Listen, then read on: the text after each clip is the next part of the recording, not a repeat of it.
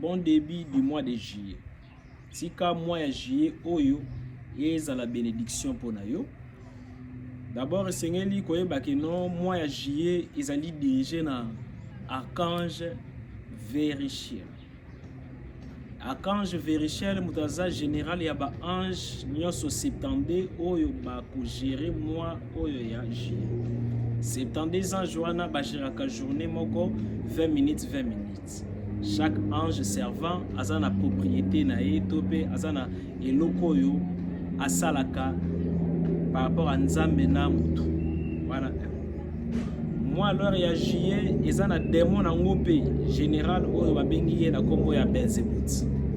Belzébuth azali opposé ya ange a rediriger moi ya juillet.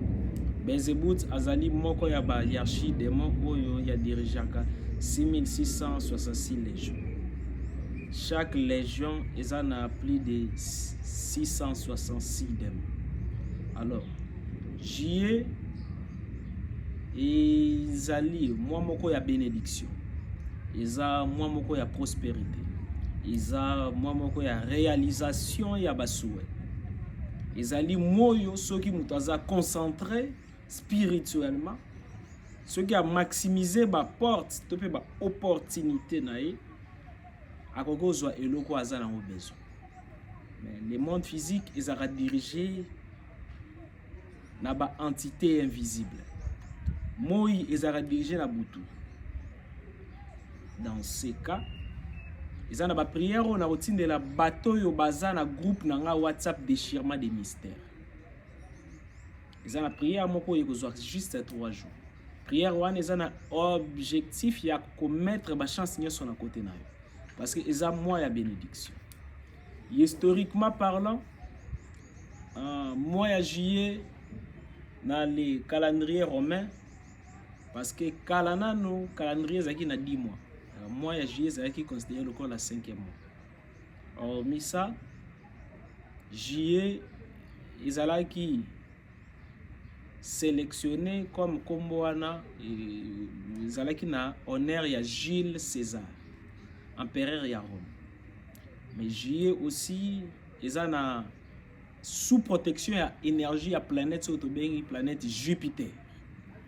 Mystiquement, spirituellement, Jupiter, ils allaient planète ya Mbongo, ya chance et ya protection.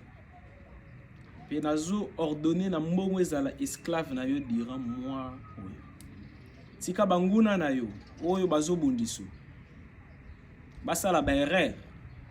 Ba erreur eko attirer kairos de Dieu na vie na yo. Lorsque je parle de kairos, kairos est un mot grec qui veut dire simplement le temps favorable de Dieu na vie na yo. Alors lorsque bandeko Joseph bataira ki Joseph, bateka ki Joseph, bakantsaki bazali ko aller combattre destin à Joseph alors que babanaki ko favoriser élévation et réalisation à destin à Joseph.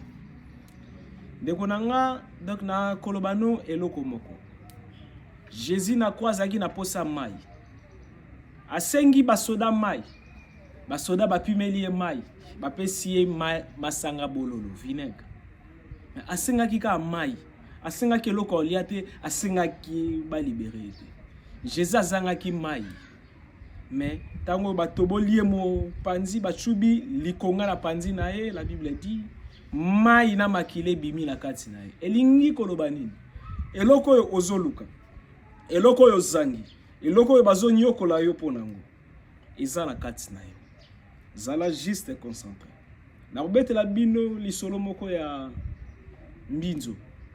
Azotambola bazo sekai. Bandinzi bazo sekai. Bandeke bazo sekai.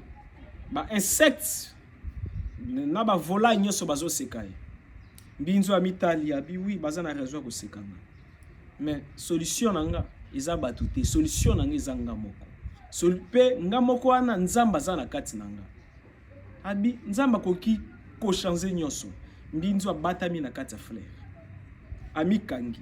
Aluki solution na papa te na mama te na ba relation te. Na ba chef na été, na mwasi te na bana te na mobali te. Maudit soit celui qui se confie en l'homme. Mbinzo a mis zipi na kati ya likasa. Sima quelques jours, Mbinzo a se transformé. Mbinzo bandaki olia makasa kobebisa makasa abimi papillon. Akomo pesa beauté na fleur. Bato baseka kiye bali bosani. Juste pour te dire, eloko zo déranger yo, eloko yo omoniki ozangi yango teza na kati na yo. Crois en toi. Crois à l'esprit divin qui est en toi. Dira moi oyo yaji. Nzamba ko confondre banguna non mais ako confondre bango kaka soki yo o collaborer na ye. Zala mystiquement incompris na ba humain. Mais zala mystiquement lié na nzambe. Oyo aza juste fraction ya esprit na yo. Soyez bénis, numéro ya maître avatar Jean-Pierre Manzolo Ezali 00243 81 611 867 00243 81 611 867. Merci.